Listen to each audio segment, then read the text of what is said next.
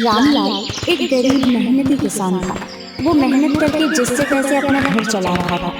उसके परिवार में उसकी पत्नी गीता, छोटा बेटा मुन्ना और उसका बूढ़ा बीमार पिता, जो गंभीर रूप से बीमार है और खटिया पर है। रामलाल चौखट पर बैठा सिर पकड़े हुए है। अंदर से बाबूजी के खांसने की भयानक आवाज आती है। गीता जल्दी जल्दी में पानी का गिलास लेकर बाबूजी के पास जाती है और वो पानी का गिलास बाबूजी को देती है। लेकिन बाबूजी का दम फूल रहा था।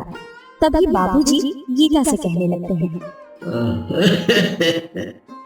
बहू, रहने दे, अब पानी से प्यास नहीं बुझेगी।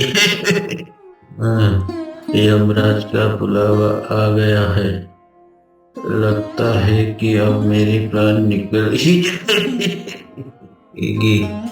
मुझे कुछ अच्छा नहीं लग रहा। रामलाल, ओ रामलाल, इधर तो आ बेटा। गीता दौड़ते हुए रामलाल के पास जाती है और उसे कहने लगती है, हे जी सुनिए, पिताजी की हालत आज बहुत खराब है। डॉक्टर ने जो दवा लिखी थी वह खत्म हो गई है। आज किसी भी हाल में आपको वो दवा लानी ही पड़ेगी, वरना बापूजी की हालत और भी ज्यादा खराब हो जाएगी, क्योंकि उनकी सांसें फूल रही है। जानता हूँ भाग्यवान, सब जानता हूँ, लेकिन मेरी जेब में फूटी कौड़ी नहीं है। पैसे के बिना कुछ नहीं हो सकता भाग्यवान, क्योंकि आज दिन भर मंडी में बोरियां उठाई, तब जाके शाम को हमारे घर में चूल्हा जलने जितना आटा मिल पाया है। दवा के लिए 500 रुपए कहाँ से लाऊं? अरे बेटा, क्यों ज्यादा कर पड़ा रहा है? मुझे मर जाने देना। तो अब ज्यादा कर्ज मत बढ़ा। मेरी बीमारी तेरे और बच्चों के पेट की निवाला छीन रही है।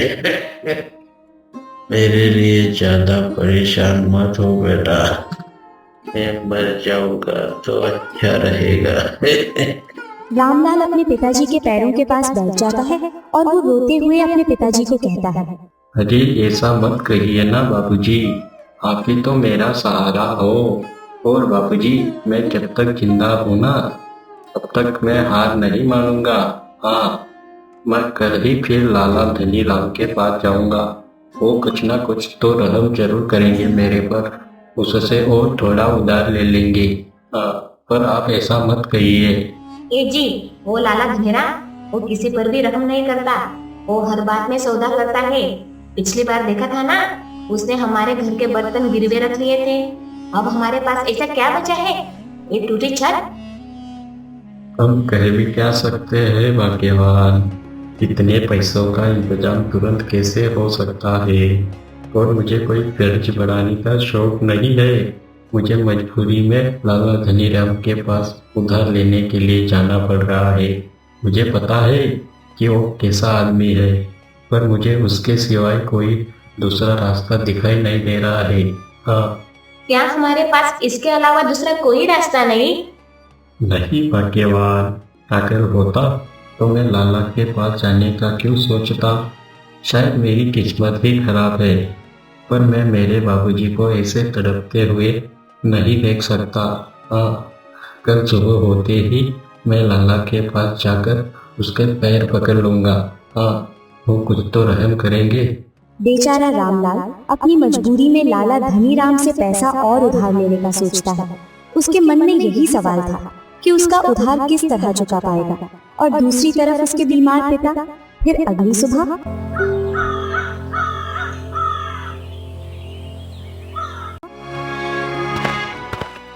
लाला धनीराम पान चबा रहा है और रामलाल लाला धनीराम के घर में आता है और लाला धनीराम रामलाल को देखते ही उसे कहने लगता है, अरे मुनीम, देखो तो ये रामलाल फिर से आ गया। क्यों रे रामलाल, तू फिर आ गया? अभी तो तूने पिछले महीने का ब्याज भी नहीं चुकाया है और अब तू फिर से झोली फैला के मेरे पास आ गया। मैं क्या यहाँ सिर्फ पैसे बांटने के लिए बैठा हूँ? पहले पिछले महीने का ब्याज दे, फिर आगे की बात करना। हाँ। फिर रामलाल गिड़गिड़ाते हुए लाला धनीराम से और पैसे मांगने लगा। मलिक, मेरे पास कोई दूसरा रास्ता नहीं है। मेरे बाबूजी कल रात मरते मरते बचे हैं। और डॉक्टर ने बहुत महंगी दवाई लिखी है। अगर आज मेरे बाबूजी को वो दवा नहीं मिली तो मेरे बाबूजी नहीं बचेंगे मालिक। सिर्फ आप इस बार मेरे पर रहम कीजिए मालिक। बस 2000 रुपये दे दीजिए। मैं आपके गाय भैंस नहला दिया करूँगा और आपके यहाँ एक्स्ट्रा मजदूरी भी कर दिया करूँगा। बस 2000 रुपये दे दीजिए मालिक, आपका बहुत बड़ा उपकार हो जाएगा। लाला धनीराम गुस्से से रामलाल को कहने लगा, मजदूरी? अरे तेरी मजदूरी से ब्याज का एक पैसा भी नहीं चुकता होगा। तुझे पता है ना कि तुझ पर कितना कर्ज हो गया है? पूरे 50,000। और तेरी झोपड़ी और 2 बीघा बंजर जमीन, इसकी कीमत 30,000 से भी कम है। और तू कह रहा है कि और 2,000 रुपये दे दीजिए। अरे नहीं भाई नहीं, इतने घाटे का सौदा मैं नहीं करूँगा। जा यहाँ से। मालिक, मेरी बाबूजी की जिंदगी का सवाल है, मुझ पर रहम कीजिए मालिक। मैं आपके पैसे चुका दूंगा। आप मेरी जबान पर भरोसा रखिए मालिक। लाला धनीराम मुनीम जी की ओर देखता है और उसे कहने लगता है, अरे मुनीम जी, जरा इसका खाता तो देखो। देख रामलाल, जबान से तो ना ही पेट भरेगा और ना ही कर्ज चुकेगा। तुझे पैसे चाहिए ना? जी जी मालिक, बहुत ही ज्यादा जरूरत है और आपका बहुत बड़ा उपकार हो जाएगा। हाँ। फिर लाला धनीराम उसे पैसे देने के लिए तो मान जाता है, पर उसके साथ ऐसा सौदा करता है रामलाल को ना चाहते हुए भी मानना पड़ता है। लाला धनीराम रामलाल से कहता है, तो सुन रही, इस कागज पर पहले अंगूठा लगा। इस कागज में लिखा है कि अगले 6 महीने तक तूने पूरा कर्ज और उसका ब्याज नहीं चुकाया तो तेरी जमीन और घर मेरा हो जाएगा। और हाँ, तुझे मेरे खेतों में बिना पैसे के मजदूरी करनी होगी। हाँ, समझे? तो अगर तुझे ये फैसला मंजूर है तो बोल, नहीं तो यहाँ से चलता बन। हाँ। मालिक, आप ये क्या कह रहे हैं? अगर मैंने घर गिरवी रख दिया तो हम रहेंगे कहाँ? ये तो बहुत कड़ी शर्त है। मुझ गरीब पर कुछ तो रहम कीजिए मालिक, इतनी कड़ी शर्त मत रखिए। तो जा यहाँ से, अपने बाप को तुलसी का पत्ता और गंगा जल पिला दे, वो ऐसे ही मुक्त हो जाएगा। उसे दवा की क्या जरूरत है? हाँ। रामलाल की आंखों में बेबसी का सैलाब है। उसे ना चाहते हुए भी उस कागज पर कांपते हाथों से अंगूठा लगाना पड़ा। लाला के चेहरे पर एक कुटिल मुस्कान आती है और वो मन ही मन बहुत खुश हो रहा था। उसे लगा कि अब उसने रामलाल को अपने जाल में फंसा लिया है। फिर रामलाल वापस पैसे लेकर अपने घर आ जाता है।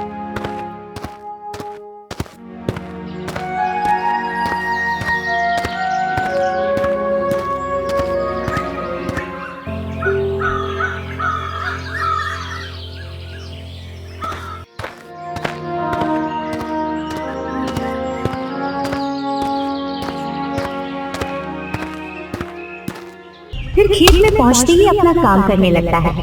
रामलाल कुदाल मारता है लेकिन जमीन सख्त है। वो थक कर गिर पड़ता है और आसमान की ओर देखता है। हे भगवान, ये कैसी परीक्षा ले रहा है तू? बाप देखो बिस्तर पर है और उन्हें बीमारी घेरी हुई है, घर गिरवी रख दिया है और अब कितनी जान लेगा? क्या गरीबों के लिए तेरी दुनिया में कोई जगह नहीं है भगवान? भगवान, क्या मेरी जिंदगी ऐसे ही कटेगी?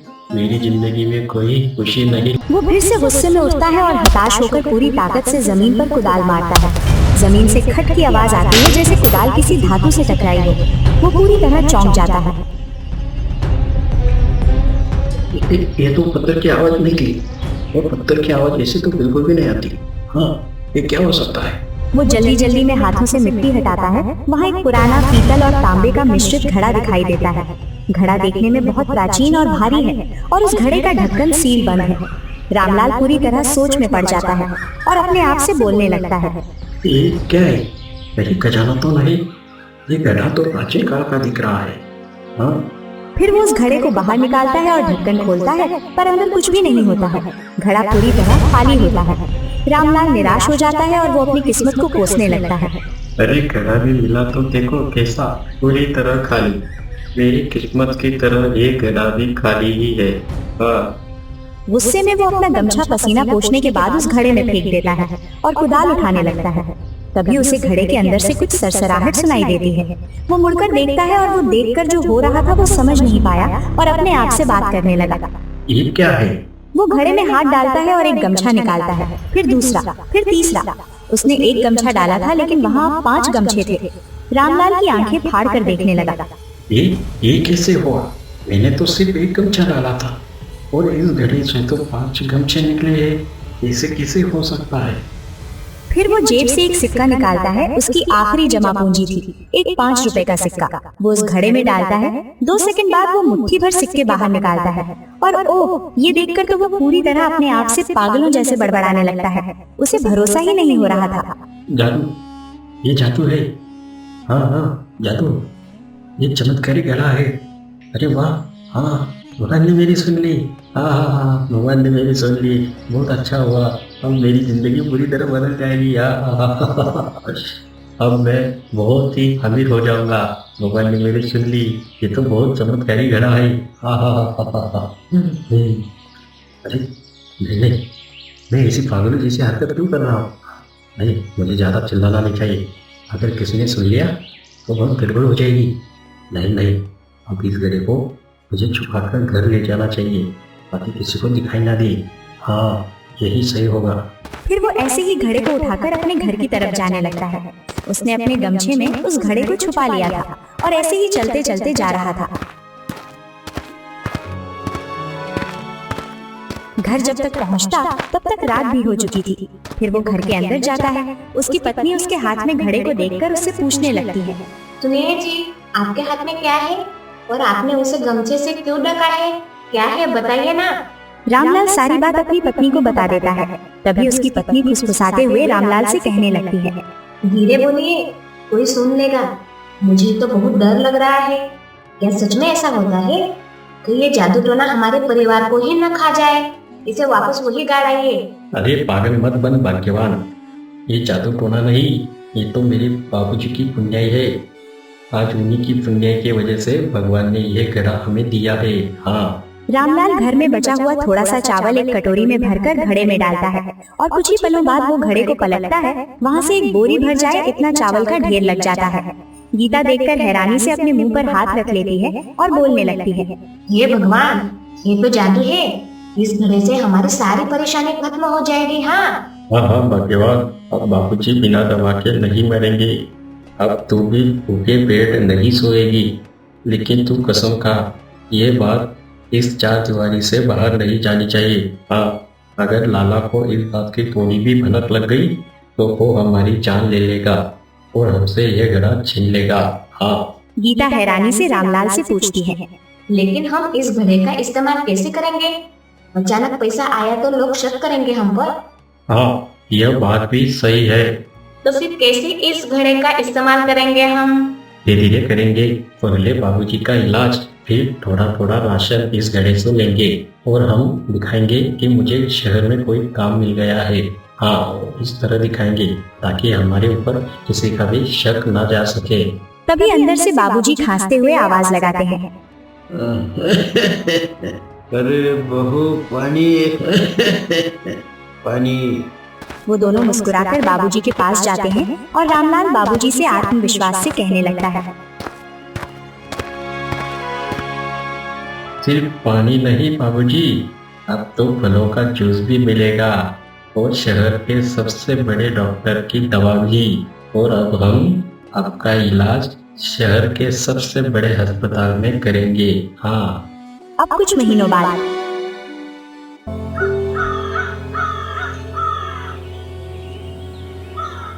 रामलाल घड़े को प्यार से देख रहा है, जैसे वो उसका कोई सगा हो। वो सोच में डूबा था। वो सोच रहा था कि इस घड़े ने उसकी जिंदगी बदल दी, क्योंकि अब उसका घर बदल चुका है। उसके घर की छत पक्की हो गई है, दीवारों पर नए कलर है। उसका घर अब पक्का मकान बन चुका था।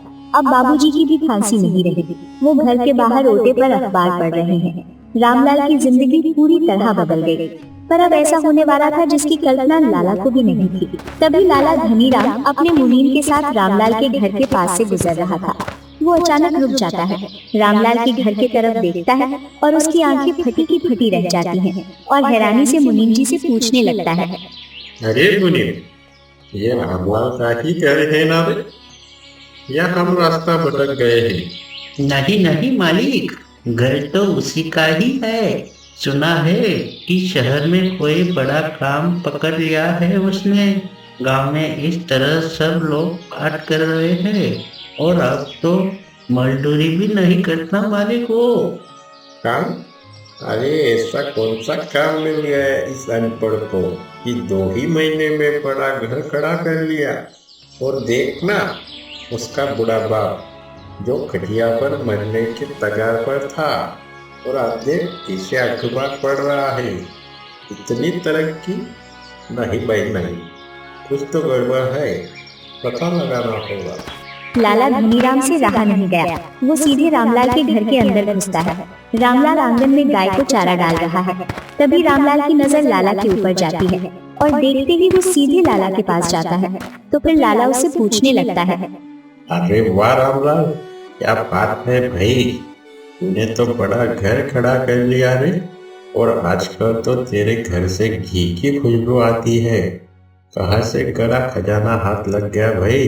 हाँ, अरे मालिक, आप आइए ना, बैठिए। खजाना कहाँ मालिक, मुझ गरीब के नसीब में खजाना कहाँ लिखा है। बस शहर में एक शेठ जी के यहाँ गोडाउन में नौकरी लगी है। रात दिन मेहनत करता हो, उससे कुछ अच्छे पैसे मिल जाते हैं, उसी की बदौलत हुआ है ये। हाँ। लाला धनीराम को उसकी बात पर भरोसा नहीं हो रहा था। वो चारों तरफ शक की नजर दौड़ाते हुए बोलता है, गोदाम की नौकरी में इतना पैसा कि तूने घर सुधार लिया और बाप का इलाज भी कर लिया, और मेरा कर्ज का क्या हुआ वो तो याद है ना, या वो भी भूल गया अमीरी में? हाँ मालिक, आप चिंता ना करिए, आपका एक एक पैसा तैयार है। मैं कल ही आपके पास आने वाला था। हाँ, आपके लिए पानी लाओ क्या? अरे भाग्यवान, जरा सुनती हो, मालिक के लिए पानी तो लाओ। मालिक बहुत दिनों बाद हमारे घर आए हैं, उन्हें पानी तो पिलाओ। गीता पानी ला रही थी और दूसरी तरफ लाला धनीराम मन ही मन में सोच रहा था, रामलाल इतनी मीठी मीठी बातें क्यों कर रहा है? मुझे तो दाल में कुछ काला लग रहा है। इतनी जल्दी इतना ज्यादा पैसा मेहनत से तो नहीं आ सकता। रामलाल मुझसे कुछ तो छुपा रहा है, मुझे पता लगाना होगा। अरे मुझे पानी भी नहीं चाहिए, मुझे सिर्फ मेरा पूरा पैसा चाहिए। कल सुबह ब्याज समेत 60,000 रुपये चाहिए। अगर 1 रुपया भी कम हुआ तो ये तेरा नया घर मेरा हो जाएगा, समझा? इस बात को अच्छे से दिमाग में फिट कर ले। हाँ, 1 रुपया भी कम नहीं लूंगा मैं। हाँ हाँ हाँ मालिक, आपको आपके पैसे मिल जाएंगे, आप बेफिक्र रहिए। मैं कल ही आपके पास पैसे लेके आऊंगा। हाँ। लाला जाते जाते पीछे मुड़कर देखता है। उसकी नजरों में लालच साफ दिखाई दे रही थी। उसे कुछ तो गड़बड़ लग रहा था। फिर अगली सुबह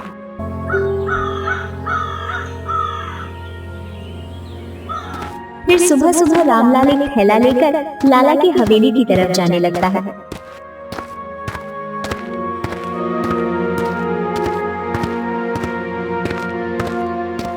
और हवेली में प्रवेश करता है। उसकी चाल में अब वो पुरानी वाली झुकी हुई गर्दन नहीं है, बल्कि आत्मविश्वास है। फिर लाला धनीराम उसे देखते ही बोलने लगता है, आ गया तू? मैं तो सोच रहा था कि तू शहर भाग गया होगा। ला दिखा, कितने पैसे लाया? 5-10 हजार रुपए लाया होगा गिड़गिड़ाने के लिए। हाँ, अगर 5-10 हजार रुपए लाया है तो यहाँ से उल्टे पाँव निकल जा और तेरी जमीन और घर को भूल जा। हाँ। रामलाल सीधे थैला लाला के सामने उल्टा करता है और थैला में से नोटों की गड्डियां नीचे गिरती हैं। लाला और मुनीम की आंखें फटी की फटी रह जाती हैं। वो दोनों सोच में पड़ जाते हैं। तभी रामलाल लाला से कहने लगता है, पूरे 60,000 रुपए है मालिक, 1 रुपया भी कम नहीं है। चाहिए तो आप गिन लीजिए, और ये ऊपर से 2,000 रुपए एक्स्ट्रा मिठाई बनाने के लिए। और हाँ, अब आप मेरा खाता आज और कभी से बंद कर दीजिए। हाँ। लाला धनीराम नोटों की गड्डियां छूकर देखता है और हैरानी से रामलाल को पूछता है, ये असली है ना रामलाल? सच बता, तूने चोरी की है ना या डाका डाला है? ये पैसा कहाँ से आया?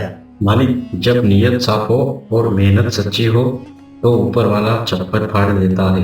मैंने चोरी नहीं की और ना ही डाका डाला, बस अपने हिस्से का सुख पाया है।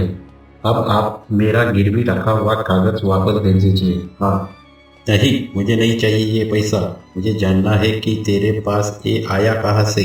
मुझे वो जरिया चाहिए। चल अब फटाफट से बता, क्या है सारी सच्चाई। हाँ। रामलाल लाला धनीराम की आंखों में आंखें डालकर बात करने लगता है। वो जरिया किस्मत है मालिक, जो कभी भी पलट सकती है। कल मैं आपके पैरों में गिड़गिड़ा रहा था और आज देखो मैं कर्ज मुक्त हूँ।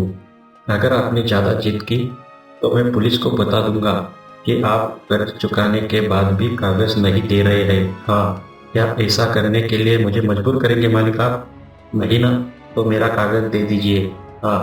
लाला धनीराम बेबस होकर कागज मुनीम से मांगता है और रामलाल की ओर फेंकता है।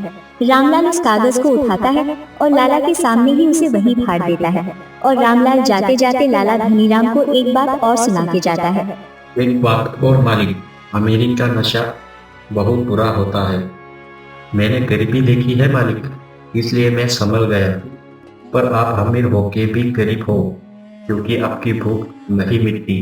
हाँ। रामलाल मुड़कर चला जाता है। लाला धनीराम के पास पैसों की कमी नहीं थी, लेकिन आज उसका चेहरा ऐसा है जैसे वो सब कुछ हार गया हो। वो सोच में पड़ जाता है कि रामलाल की किस्मत बदली कैसे।